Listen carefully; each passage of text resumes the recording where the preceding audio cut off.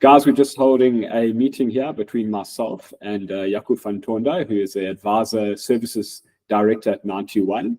And we just wanted to take a quick moment to kind of digest the practical implications of two-pot and how the new kind of retirement planning ecosystem or regulatory impacts that will come about for certain clients. Jaco's going to take us through a couple scenarios, one a slightly more simplified scenario that we might experience, and then a second scenario with slight more complication. And we're going to chat through how the new retirement reform will impact you if you resigned, if you retired, if you passed away, and those kind of situations. So, Jaco, if I can maybe pass it over to you and you can take us away. Thanks, Travis. It's a pleasure to be here, and hi to everybody who's online. Yeah, the two-pot system is an important development in our retirement legal framework in South Africa, and it's actually quite a significant change that affects every single member. So everybody who watches this video, you're going to be required to understand what the changes mean for you. And so this video is hopefully a good start to give you an induction and some background information. So we can start with the system. Why are we actually doing it? I get this question quite a lot because people are saying, why do we mess with something if it's working? And quite frankly, the biggest two challenges that we sit in the SA retirement fund system is that our system is somewhat schizophrenic. At the moment in our system, we give people full access to their pension fund to liquidate the money and spend it on whatever they want to, like when you are resigning or you get retrenched. So then you've got full access to your retirement assets. But if you're working, and we saw this very elegantly during COVID, and your business just is not producing enough income, so you're not drawing a salary, so you've got a job, you haven't been retrenched, but you're not earning enough money to feed your family, and you've got 500,000 rands or 1 million rands in your pension fund, there's no emergency access to those pension funds assets to help you during this time of financial need. So the system gives you too much access at the wrong time, and then at the right time, it gives you no access. So the idea with two-pot is we're going to try and solve that problem. So what is the essence of the two-pot system? That's what's on the screen at the moment. And I want to focus your attention, if you can follow the mouse pointer, on the three components that are highlighted there. So I'm going to start on the right, the vested component. The job of the vested component is to make sure that if you're a current member of a pension fund and you're contributing, it's to ensure that none of your current contributions and your current assets that you've built up before 1 September, that none of those rights are lost. So this is to stop people from resigning from their jobs to cash in their pension fund before 1 September. The vested component is effectively going to do that for you. It's going to protect your current pension pot, and it's going to make sure that your current pension pot has all its access and tax benefits that it currently has, and that will not be affected. So that's the job of the vested, is to protect what you've got. The retirement component is a new component that's introduced in your pension fund, and I call it the black box or the black hole, because effectively it's where money that goes into the retirement component can never be withdrawn by the member ever during their lifetime. It can only be used when you retire one day to buy you an income. So to some extent, there's no lump sum that would be possible from the part of your pension fund that's in the retirement component. And as you can see above, in future, that will be 2/3 of your regular contributions. Yeah. And then on the left-hand side, so this piece, the green component, the retirement component's objective is to make sure that you retire with money one day with which you can buy an income. So it's to help you have an achievable pension and not what we have today, where people redeem their money a lot. They arrive at retirement and they've got a woefully inadequate pension pot. We want to stop that behavior. And then the savings pot on the left is really the new euro on the block. This is where you can get regular access for emergency needs. And we'll talk about the rules in a second. But this, you have no access to the retirement component, which is 2/3 of your pension fund. The third on this side will be accessible at any point, subject to some rules, which we'll quickly show. So now that you understand what the three boxes are for, there are some of the rules. The vested component is there to protect your old assets on 31 August. It's also used to provide a seeding component to your savings account so that your savings account doesn't start with a naught balance on 1 September. Your savings account will actually start with a balance of 10% of your fund value with a maximum of 30,000 Rand. So if your fund value is more than 300,000 in your pension fund, you will get 30,000 in your pension fund on day one. If you've got more than that, you will get, less than 300,000, you 10% of that number. So that's the second important rule. Retirement component, I think we've discussed. Its beauty is in its impenetrability. The money cannot exit this pot ever, other than when you retire one day. Its job is to make sure that you've got money to buy yourself an income with, so that you have a comfortable retirement. And the savings component will be seeded with money from the vested component. We discussed this. There's some rules around withdrawals, 1 per annum at the moment, and a minimum of 2,000 Rand. And the most important point, which actually most people forget about the savings component, is that you will pay income tax on that withdrawal. So whatever your tax is that you're paying on your salary at the moment, that same marginal tax rate will be taken off. So even if you've got 30,000 in your pension fund savings component on 1 September and you withdraw it, you will not be paid 30,000 Rand. You will be paid 30,000 less your income tax liability to the Revenue Authority. SARS will take their cut. And then at retirement, the savings component becomes your lump sum. So whatever's left in your savings component when you reach retirement age will be applied to buying to give you your lump sum that you can use to pay off debt, use up your so-called 550 tax-free lump sum withdrawal. If you don't understand all of those, speak to your advisor. They'll be able to explain those to you. But those are benefits that are important considerations when you reach retirement age. And therefore, you want to be in a position where you reach retirement with some money in your savings component. You don't want to reach retirement with no money in your savings component, and your only assets left are in the retirement component, because then you don't have a lump sum, and there are some very good tax benefits at retirement for the savings component that will be lost if you've got no money in the savings component. So again, a shot across the bow to warn people, don't see your savings component as a bank account. Don't intend to use it every year. Intend to use it really as a matter of last resort. That's what it was intended for. Yeah. Let's put in action, maybe a couple of simplistic examples. So we're going to start with a member who's had their first job on the 1st of September. So that would be unlike most people listening to this video. You've all contributed to the current pension fund system, so this is not you. But for simplicity's sake, it's useful to see how, if it's one of your kids who starts working on 1 September, what their pension look like. So this member is contributing 10,000 Rands a month to the company pension fund, and we're going to see what happens to them in a number of scenarios. This is how the account will be set up. So a year after they've worked, so they've paid 120,000 Rand into their pension fund. There's 40,000 in the savings component. There's 80 in the retirement component, because it's the 1/3, 2/3 split. And there's nothing in the vested component because they never belonged under the old system. So now let's see what happens when 12 months into their first job, our pension fund member decides to resign. If they resign from their job, the only money, what would happen in today's world, if this pensioner lived in today's pension fund environment, this young person, and they resign from their job, they would today be able to cash in the full 120.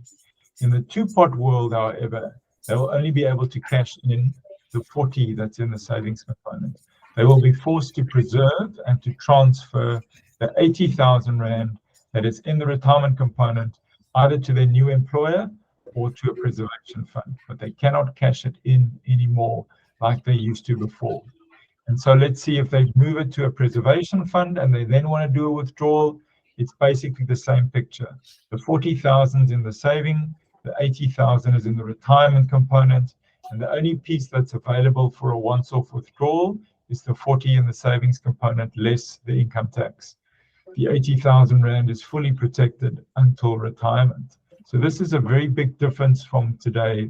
Yeah. People who only save in the two-pot world will no longer have the ability to do that huge lump sum withdrawal when they change jobs or when they are retrenched. They'll only be able to get roughly a third of their pension fund value. And then if the member passes away, the good news is that nothing actually changes here.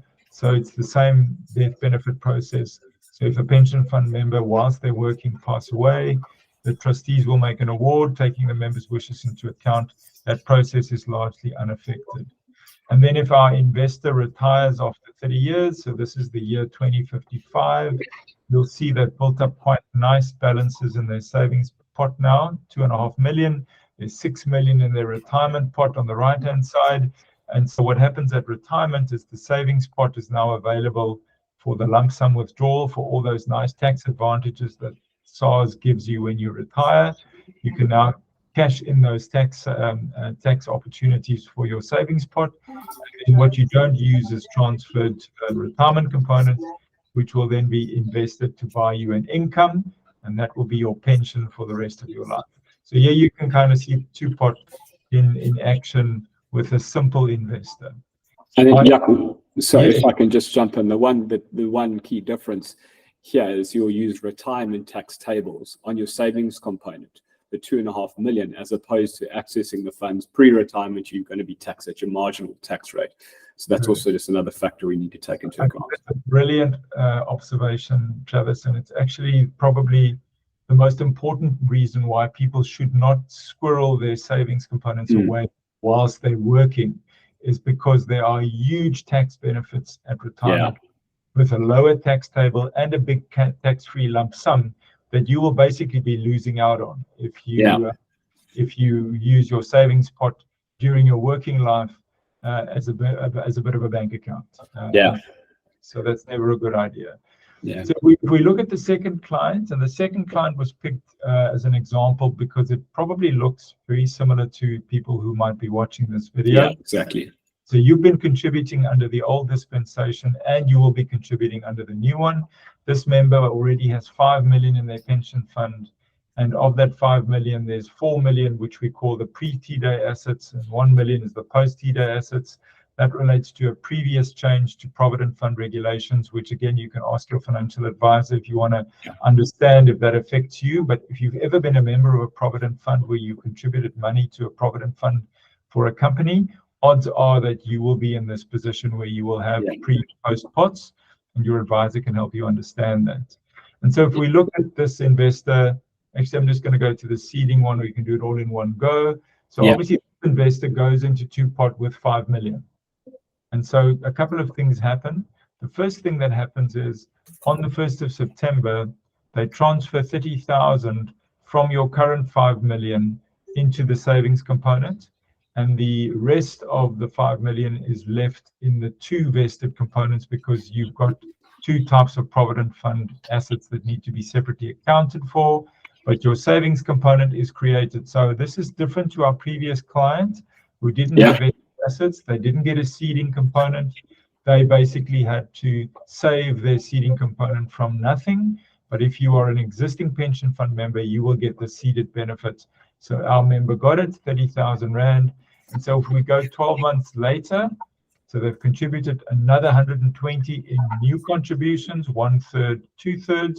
You see the 2/3 piece, the 80,000 is now there. The savings component was 30. It received another 40. So now it's 70,000 Rand. And then you've got your old vested pension fund balances from the before two-pot days, safely secured there on the left. Nothing's happening to them.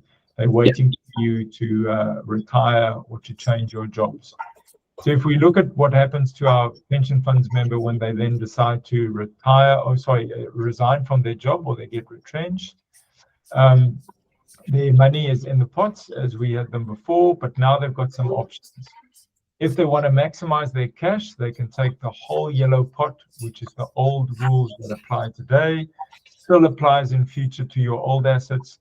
You can withdraw your old assets and withdrawals tax. Or you could, if that's not enough, you can also draw from the savings component. And this is 70,000 Rands less income tax that you can get, but you cannot touch your retirement component. So you reach 3 of the 4 blocks, but the retirement component is locked down. So it's the same theme as with our previous investor. or you can leave both all the money in the pots if your objective is not to get as much cash out as possible, or you can move it to a preservation fund or your new employer, and all the pots will move together. So you cannot split them. They will go wherever the money goes. The pots will be recreated. So let's look at an example. The member decides to not withdraw, but rather transfer to a preservation fund. So there you see the preservation fund is created as a carbon copy of the pension fund on the date that the money was moved. And now, if you're from the preservation fund, you can get a once-off withdrawal during your working life. You can access the full yellow block with withdrawals tax if you want to. You can access your savings, the 70 less income tax if you want to, but you can never access the retirement component, which is fully locked down. And then the member passes away, also very straightforward. All the pots disappear when a working member passes away. The money becomes one benefit, and the trustees will award that benefit as per the wishes of the member and the needs of the dependents. So that's straightforward. And then if we hit retirement after 30 years, here we see the vested pot in action again. People will have the same rights on the vested pots at retirement as they have today. So it's all preserved so that your rights are never affected, and then which includes a full cash lump sum if you want on this pot, a 1/3 cash lump sum on that pot, and then the rest used to buy an income. The savings is now available to buy you an income if you want to, or you can have it as a lump sum.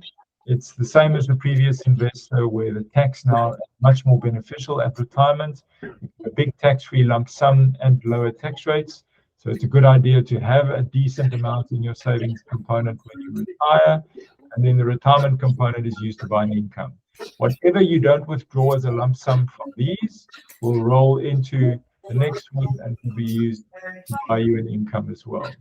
Yeah, that's pretty straightforward. It's quick, but give you a feel for the major life events that would affect someone if they are in the two-pot system.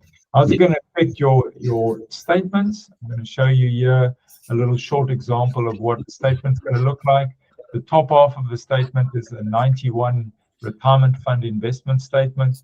It stays exactly the same, but what gets added here at the bottom is you'll see there's a table that provides 4 values. So it tells you that the value that is the main fund value is broken up into 4 subcomponents that are listed at the bottom. And this is how everybody's pension fund statement will in future be amended. And then we can basically conclude, I mean, we're not at 1 September yet, so there's still a lot of work that's got to happen. There's some laws that have to change, some pension fund rules that have to be amended. But those look to be well on course for a 1 September implementation. There are 2 areas where there will be some risk for 1 September. The first one is SARS, because SARS is such an integral piece of this. There's income tax that's got to be withheld from your savings pot withdrawals. We'll have to see whether SARS is ready on day 1 for what we expect to be significant volumes. We expect about 2 million pension fund members to make withdrawals in the first few months after it launches. And then, of course, the retirement fund administrators have got to set up their systems, their call centers. They've got to staff up for the withdrawals.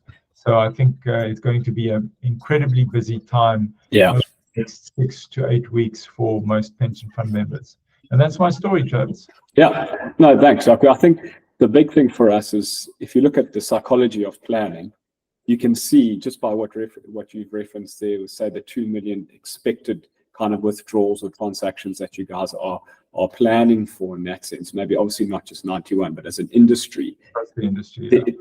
There's a need for it in the sense. So I understand the move towards a 2-pot system. Like you said, there's no point in having 5 million in your pension or in your pension fund or your RA and then not having any access to it and not having the ability to pay the bills at the end of the day. So the psychology of it is there. We just obviously would encourage clients in this sense to not look to squander the funds. If you don't need the money, then don't look to access the funds potentially. Yeah. And that's obviously chat with your financial planner, your financial advisor, get some quality advice there. But yeah, Jaco, thank you so much for your time. Appreciate it. I know you're a busy man. Thank you for your insight. and thank you for your expertise. And I know, Jaco, as far as I understand, you are on the kind of the private sector panel that was part of the whole discussion and implementation of this with government. Correct. Which we know is a lot of work. So yeah, thank you so much for helping us out there, and thank you for taking the time to chat with us. It's my pleasure. Have a good day. Thank you very much. Thanks, Jaco. Cheers. Bye.